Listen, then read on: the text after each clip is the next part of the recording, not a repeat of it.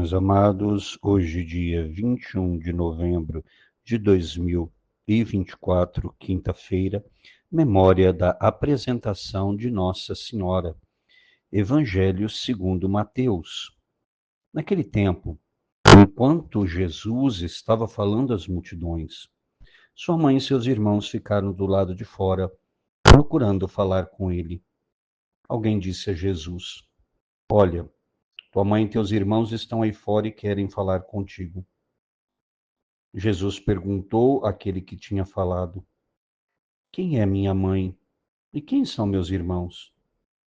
E estendendo a mão para os discípulos, Jesus disse: Eis minha mãe e meus irmãos, pois todo aquele que faz a vontade do meu Pai que está nos céus, esse é meu irmão, minha irmã e minha mãe. Queridos irmãos e irmãs, o trecho que hoje nós acabamos de ouvir do Santo Evangelho de São Mateus, eu já tive a oportunidade de comentá-lo, e é um texto que alguns, para desprezarem o papel de Maria na história da salvação, dizem, olha, o próprio Jesus renegou a sua mãe. Bom, primeiro, se Jesus fez isso, ele pecou contra o quarto mandamento, honrar pai e mãe. Então, não pode ser dessa forma que a gente interpreta. Ah, Jesus foi se distanciando da sua mãe. Também é um desprezo.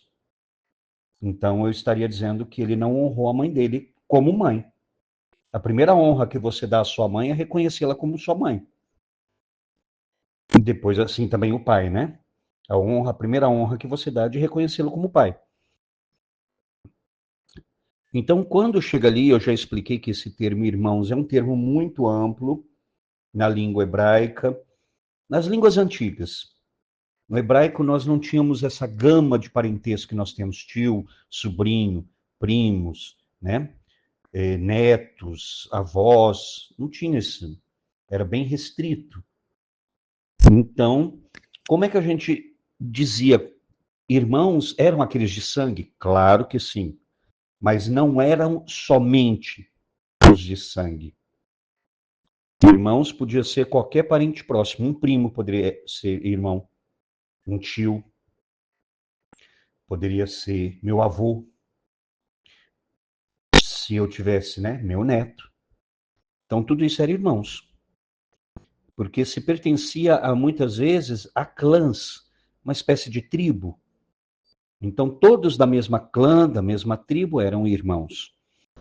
Então, são esses irmãos que Mateus se refere e que chega ali junto, né, com Maria. Então, quando anunciam para Jesus, olha, tua mãe e teus irmãos estão aí fora e querem falar com você.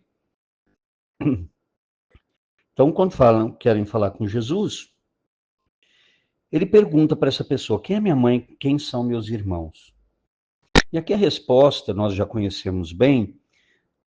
Jesus aponta para os discípulos que estão ali ao redor dele e vai dizer, eis a minha mãe e meus irmãos, pois todo aquele que faz a vontade do meu Pai que está no céu, esse é meu irmão, minha irmã e minha mãe. Então ele não está aqui, na realidade, desprezando, ele está dizendo, olha, ela é minha mãe não só porque ela me deu a luz, que será algo muito importante para o judeu até hoje. A genealogia, dizer quem é filho de quem, isso é extremamente importante, você ter a sua linhagem, as suas raízes, os seus antecessores. Então, isso era muito importante para o judeu. Então, aqui Jesus já derruba um tabu social. Jesus fala, não, ela não é minha mãe só porque ela me deu a luz. Eles não são meus parentes porque temos o mesmo sangue. Claro que são também, mas Jesus está dizendo que verdadeiramente quem pertence à família dele é quem faz a vontade do Pai que está no céu. E vai dizer que Maria não fez? Eis aqui a serva do Senhor, faça-se em mim segundo a tua palavra. Inclusive, o verbo que é usado, faça-se, genoito, no grego, que Maria usa, ele expressa um desejo, uma vontade. Então, Maria fala, eu quero, faça-se, eu quero que aconteça. Faça-se em mim segundo a tua palavra. Então, como é que eu vou dizer que ela não fez a vontade do Pai que está nos céus? Então, é isso que Jesus está dizendo. Jesus amplia a família dele. Ele cria uma família espiritual, não simplesmente carnal, sanguínea, como era tão importante para os judeus. Lembremos que Mateus inicia o seu evangelho exatamente com a genealogia de Jesus, começando lá em Abraão, chegando no seu pai adotivo José. Porque isso era muito importante para o judeu. E Mateus escreve o seu evangelho especificamente para os judeus que se converteram do judaísmo para o cristianismo. Então você vai perceber traços bastante marcantes da cultura judaica no evangelho de Mateus. A começar, como eu disse, pela genealogia, que Lucas também traz.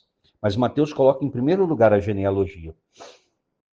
Então, nós vamos notar aqui que o Senhor, então, amplia a sua família. Como eu disse, cria esta família espiritual, não é simplesmente uma família carnal. Então, Maria é sua mãe de sangue? Claro que é. Mas muito antes dela ser a mãe de sangue, ela faz parte, é a mãe de Jesus porque fez a vontade do Pai. Simples assim. Então, aqueles que querem desvincular a Virgem Santíssima do filho dela cometem um erro gravíssimo, biblicamente falando. Não tem como desvincular um do outro. Ela é a mãe do Salvador. Ponto final. Não tem o que fazer. Né?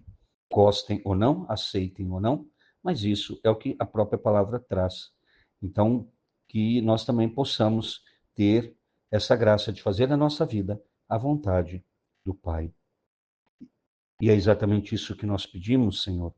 Concede-nos, pelo poder do Espírito Santo, essa graça de fazermos sempre a vontade do Pai, a fim de que nós possamos participar desta família espiritual que o Senhor conquistou pelo seu sangue derramado na cruz. Que nós, cada dia, lembremos, Senhor, o quão amado nós somos, o quanto, Senhor, cada um de nós custou, que foi o seu sangue precioso derramado na cruz.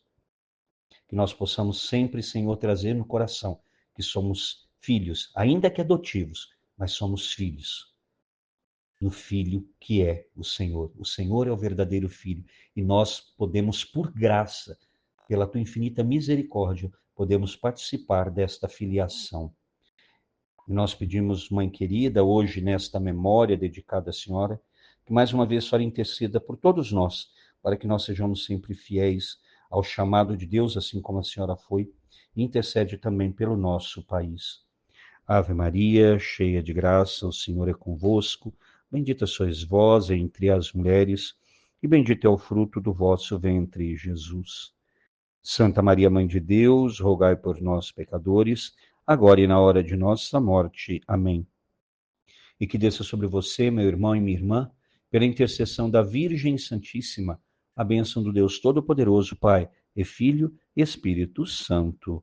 Amém.